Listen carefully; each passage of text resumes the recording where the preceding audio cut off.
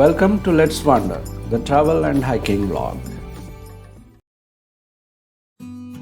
In the previous episode of our Chardham series, we took you to Lakhamandal, a 5,000-year-old Shiva temple built by Pandavas. The links for all the episodes on our Chardham series are given in the description below. Don't forget to watch them all. If you are new to our channel, please subscribe the channel and hit the bell icon for notifications. In this video, we are going to take you to Yamunotri Dham, the first of Chardhams in Uttrakhand. All the four dhams are located in a straight line on the upper Himalayan ranges of Uttrakhand. According to ancient Hindu scriptures, it is auspicious to start a sacred Yatra like Chardham in clockwise direction from west to east. Therefore, the Yatra starts from Yamunotri in the west, then goes through Gangotri, Kedarnath, and finally concludes at Badrinath in the east. Around 3 p.m. we started our journey to Janki Chatti from Lakhamandal. Less than half kilometer from the Lakhamandal Shiva temple, Rakesh Bhai stopped the car at an ancient cave. This cave is located on the roadside in the Lakhamandal village, surrounded by beautiful hills. This is a vast ancient cave called Gupteshwar Cave. It is said that Pandavas meditated here during their visit in Uttrakhand after the war of Mahabharata. Half a kilometer down the line, you can see this wonderful Yamuna river flowing in the canyon. Due to a roadblock, we got 10 to 15 minutes of time to spend near the bridge across River Yamuna. The gurgling Yamuna river is flowing deep down the canyon. You can see a large herd of cattle drinking water in the river. I wish I could be there, but the time did not permit us. Since we have to go another 73 kilometers, we progress non-stop to Janki Chatti. The entire route to Badkot offers scenic view of Shivalik mountain ranges, and the Yamuna river flows alongside the road to most part of the journey. The sun set behind the sky around 7 p.m. We were stuck in a traffic jam near Kharadi for a few hours.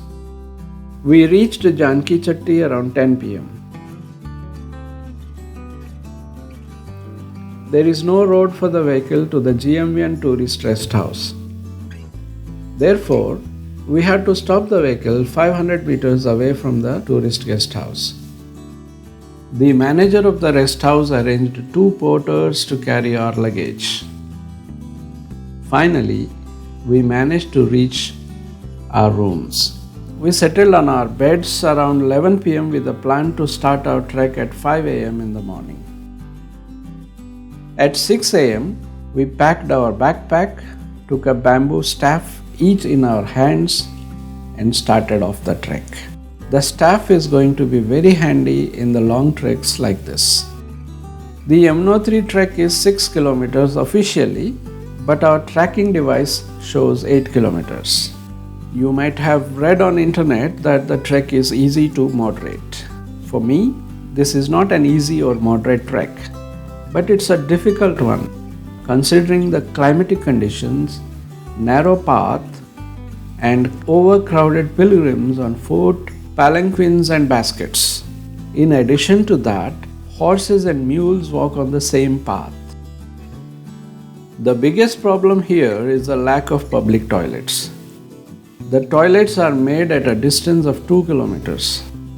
Imagine what it is like holding the urine for 2 kilometers on hills. Fortunately, many things were in our favor. The weather was clear, crowd, horses and palanquins. The most obstructive traffic was less as we started early. We reached Yamunotri around 11 am and took a holy bath in the hot water springs of Surya Kund. The water temperature is moderated for taking a bath. There are separate pools for men and women. Climbing few stairs, you will find the divine Divyashila, where you need to offer your prayers before entering the temple. Divyashila has a powerful aura that has many healing properties. Devotees offer rice and potatoes boiled in the Surya Kund adjacent to the Divyashila and offer to Goddess Yamuna and take home as prasad. And this is the famous Yamunotri Temple that is built at the foot of the Kalind parvat besides River Yamuna by the king Naresh Sudarshan Shah of Tehri in 1839 AD. It was rebuilt by Guleria Devi, the Maharani of Jaipur in 19th century AD. It is built at an elevation of 3,293 meters, which is approximately 10,804 feet above sea level. The temple is built with granite stones. A yellow conical shaped tower with beautiful red borders is built probably with the wood on top of the temple. It is the abode of Goddess Yamuna, the daughter of Surya the Sun God. The deity is made of a beautiful black marble. Since the crowd was less, we had a quick and peaceful darshan of Goddess Yamuna. After the deity's darshan, we walked down towards the river Yamuna to fetch some water. Yamuna water is considered very sacred like Ganga.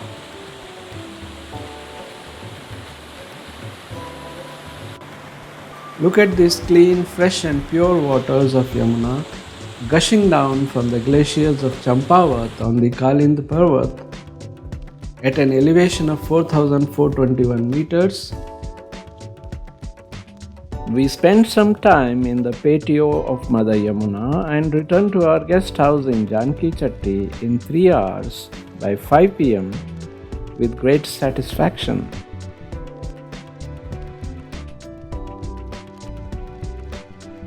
Thanks for watching. Let's wander.